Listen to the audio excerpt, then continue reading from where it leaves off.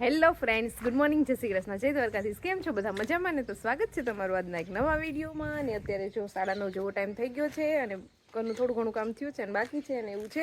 દિત્યાબેનને આંગણવાડીનો time થઈ ગયો છે એટલે પહેલાં એને ઉઠાડી દીધી અને હવે એને રેડી કરવાની છે. અને અમે બે આવી ગયા છે અહીંયા બહાર બ્રશ કરવા માટે. અને હવે તો ઠંડી પડવાની શરૂઆત થઈ ગઈ. સાંજે સ્વેટર છે ને બેડમાં પડ્યા હતા તો બધાએ કાઢી લીધા અને અત્યારે સવારમાં સ્વેટર પહેરી લીધા છે. અને દિત્યાબેન પણ જો અહીંયા સ્વેટર પહેરીને થઈ ગયા છે ready. Good morning Ditya. Good morning, Jai Shri Krishna. તમારું સ્વાગત છે તમારું સ્વાગત છે. હું કરું છું બસ. હા, તો દિત્યાબેન અહીંયા બહાર બ્રશ કરવા માટે આવ્યા છે સ્વેટર પહેરીને. ઉઠીને સીધું એને કાંઈ યાદ ન આવ્યું, એને નવું સ્વેટર જ યાદ આવ્યું. કા દિત્યા? નવું છે ને તો થોડાક દિવસ પહેરશે પછી પાછી ભૂલી જશે. ચાલો, તો ચા જેવો ટાઈમ વાગી ગયો છે અને આપણે આરામ કરીને આવી ગયા છીએ બહાર અને જઈએ રસોડામાં થોડુંક નાસ્તા પાણી કરી લઈએ. અત્યારે જો પપ્પા છે ને અહીંયા કેટલું બધું શાકભાજી લઈ આવ્યા છે. ટમેટા, કેપ્સિકમ, ગાજર, મરચાં અને વટાણા, ચીલી ફ્લેક્સ ને પિઝા સોસ. એટલે પપ્પાને છે ને આજે પિઝા બનાવવાના છે. દિત્યા કેટલા દિવસથી કે છે પિઝા ખાવા, એટલે પપ્પા આજે ઘરે પિઝા બનાવવાના છે. તો એટલે પપ્પા એની પહેલા પણ એકવાર પિઝા બનાવ્યા હતા ઘરે, તો આજે પણ બનાવવાના છે. તો પપ્પા કેવી રીતે પિઝા બનાવે છે હું તમને આગળ વિડીયોમાં બતાવી. કન્ટિન્યુ રહેજો, વિડીયો જોવાની મજા આવશે. ચાલો, તો પપ્પા દીકરી છે ને બહુ નીંદર કરી અને ઉઠી ગયા છે અત્યારે 5 વાગે. અને દિત્યાને તો છે ને બહુ ઠંડી લાગે છે ને એટલે આજ તો અહીંયા સ્વેટર કાઢ્યું જ નથી. અને ઉઠતા વેટ જો નવી શોપિંગ કરી આવી છે મોજાની. ક્યાં બતાવ તો બેન? મોજામાં તો કંઈક લખેલું છે. શું લખેલું છે આ બેન? જો A B C D E. વાહ, દિત્યાને ABCD પણ આવડી ગઈ છે. હોશિયાર છોકરી છે ભાઈ. હવે ધીમે ધીમે હોશિયાર થતી જાય છે. દરરોજ શીખીએ અમે હમણાં ABCD એટલે આવડી જશે. હા, ચાલો તો પિઝા બનાવવાની તૈયારી પપ્પાએ ચાલુ કરી દીધી છે. અને બપોર વચ્ચે જો પપ્પાએ છે ને પિઝા બેઝ તો બનાવીને રેડી કરી લીધા છે. પિઝા બેઝ પણ ઘરે જ બનાવ્યા છે. હા, આ પણ ઘરે જ બનાવેલા છે. ઘઉં ને મેંદો મિક્સ કરી અને બનાવી લીધા છે. થોડા શેકી લીધા છે. પછી પાછા આપણે પિઝા બધું મૂકી ઉપર ને પછી પાછા એને ચૂલા ઉપર દેશી રીતના શેકવાના છે. થોડાક આપણે બહારથી જોતા ને એના કરતા અલગ રાખશે. આપણી દેશી જે પદ્ધતિ છે ને, દેશીનેસ ની ફીલ આવશે આમાં. થોડા પતલા રાખ્યા છે, બહુ જાડા નથી રાખ્યા. અને આ રીતે બધી જો સામગ્રી પણ આપણે રેડી કરી લીધી છે. જેટલી નાખવાનું છે એ બધું. વટાણા શું છે?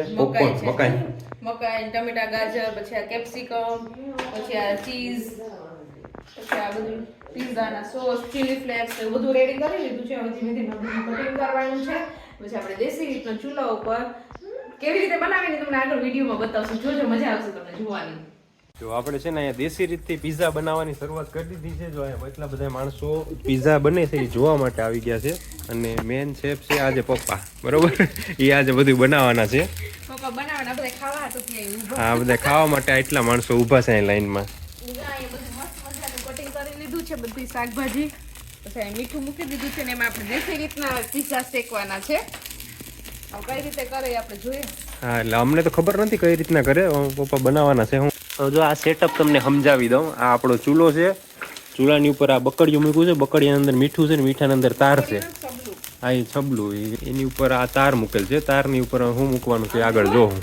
પિઝા ક્યારે બનશે? દિત્યાને બહુ ઉતાવળ છે પિઝા ખાવાની. હજુ જો અહીંયા બને છે. આપણે આ મીઠું ગરમ થાય છે પછી આગળની પ્રોસેસ તો થાય દેખાડશું. ચાલો, તો પિઝા બનાવવાનું કામ છે ને ફૂલ જોશથી ચાલુ છે. એક બની ગયો છે. એક અહીંયા જો અમારે દિત્યા અને યુગ અહીંયા ટેસ્ટ કરે છે. કેવો બન્યો દિત્યા? મસ્ત ને? કેવો લાગ્યો? મસ્ત.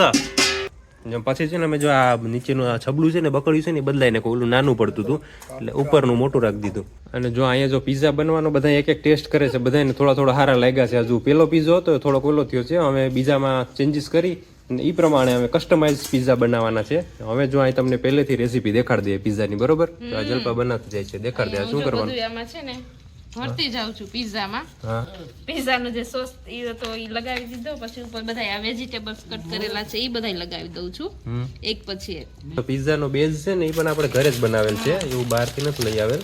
તો એ શેનો મેંદો ને શું છે એમાં?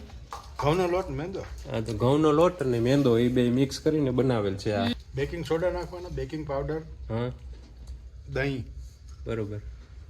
ને મૂળ તેલ માટે તેલનું. હા, પછી બાંધી લેવાનું, એનો રોટી બનાવ્યો. આ તો એવી રીતના બનાવેલ છે ભાઈ. પપ્પાએ બધું બનાવ્યું છે. આજે તો જલપાન બધું આરામ છે. આજે મારે ને મમ્મીને આરામ છે. હા, આજે એને ખાવાનું જ હેલ્પ છે. કરવા લાગ્યા છીએ, ખાલી ભરતા જાય અહીંયા પપ્પા શેકતા જાય અને આ બાજુ છોકરા છે ને ઈ ખાતા જાય છે. હા, જો આવી રીતના કંઈક બનાવેલું છે. નીચે પેલા એક બેઝ રાખ્યો છે, બેઝ ઉપર પેલા પીઝા સોસ નાખ્યો છે, એની ઉપર જે બધા વેજીટેબલ હતા બધા નાખી દીધા. હવે આ શું છે? ચીઝ નાખવાની છે હવે. મોઝરેલા ચીઝ. ચીઝ જાજુ બધું. હા, આ બીજું ચીઝ છે ઈ ખમણી નાખી. આ બીજું ચીઝ નાખી દેવાનું. હા,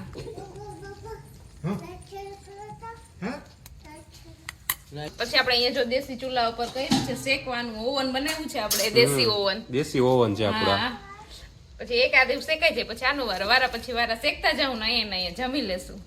હવે તમને આગળની પ્રોસેસ દેખાડ દઉં. આગળની પ્રોસેસ જો પીઝા બની ગયું હતું, હવે એની ઉપર થોડુંક એવું મીઠું નાખવાનું છે આપણે દેશી રીતથી. હવે નીચે મોરા થાળી લાગે રાખી એટલે છે. એમ નાખ્યું. થાળીને પછી આમાં આપણે આપણા જે ઓવનમાં મૂકી દીધું છે, આપણું દેશી ઓવન ચાલુ છે એમાં. એની ઉપર આ કાથરો ઢાંકી દેવાની. કેટલી મિનિટમાં પાકી જાય પછી? 5 મિનિટમાં જોઈ લેવાનું એને. હા, તો 5-6 મિનિટમાં જોઈ લેવાનું. મેલ્ટ થઈ જાય એટલે હા, ચીઝ મેલ્ટ થઈ જાય એટલે પાકી જાય. બરોબર. જો આ એક પાકી ગયો છે, તૈયાર થઈ ગયો. જો એક એક પીઝા બનતા જાય ને ગરમા ગરમ છે ને, બધા એક એક કટકો જ ભાગમાં આવે છે બધાનો. દિત્યા એક ખાઈ ગઈ છે આખું. હા, મજા આવે દિત્યા? મસ્ત ને? દિત્યાને તો ફેવરિટ છે. હા. દિત્યા હમણાં 2-3 દિવસથી પીઝા કરતી હતી. હા, એટલે પીઝા આપણે હું ઘરે જ બનાવ્યા. ઓલું પ્યોર જે મેંદા વાળો આખો હોય ને એના કરતા આ થોડો ખારો મિક્સ વાળો. બરોબર ને? હા, એવું છે ભાઈ. હા, જો પીઝાનું કામ જોરશોરોથી ચાલુ છે અત્યારે, ફૂલ જોશથી. જો અમે ક્યારનો હું વિડીયો ઉતારતો હતો એટલે બધા બેસી ગયા છે અહીં ખાવા. મારે પણ બેસી જવું છે. એવું નહીં, બનતો જાય ને બીજો તાજો ગરમ ગરમ ખાતા જાય છે. જો અહીંયા પણ જલપા બનાવતે ખાતી જાય છે. કેવો છે? મસ્ત. મસ્ત છે. આપણે ચાલુ કરવું છે હા, જલપા ઘરેથી. જલપાસ પિઝા ડોમિનોઝ ની જગ્યાએ બીજું કેવું લાગે તમને? વેસા તો લઈને કરતા સારા લાગે. આમાં આપણો આમ દેશી ફીલ હોય ને એટલે આપણે સારું લાગે. આ પપ્પા એમ કહો કે દુકાન જેવા લાગા. હે તો વાંધો નહીં, તો હાલ છે. હાલો આપણે થોડો ફેર હે તમે જો આપણું આ ઓવન છે ને થોડું કામ ઓલું કરવું પડે, એડજસ્ટ કરવું પડે ઘરે, પણ મજા આવે ખાવાની.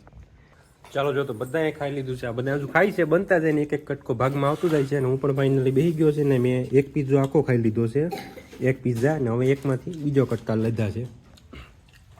હા છે ને, આ ખાવાની બહુ મજા આવે. મજા એવી રીતના આવે કે આપણે ઓલો પીઝા ખાતા હોય ને થોડોક ખાઈને આપણે પેટ ભરાઈ જાય. બરોબર. આ આપણે આમ નોર્મલ આપણે રોટલી ખાતા હોય ને એવી રીતના ખાધે રાખીએ આપણે. મજા આવે. આ ડાયજેસ્ટ પણ જલ્દી થાય એવું છે. આ ખાવાની મજા આવે છે. હવે આપણે ઘરે જ બનાવવાનું, બહાર નથી જવું હોય વિડીયો. પીઝા ઘરે જ બનાવ્યો. જ્યાં સુધી સ્પોન્સરશિપ નો આવે ને ત્યાં સુધી પીઝા વાળાની, ત્યાં સુધી ઘરે જ ખાવા.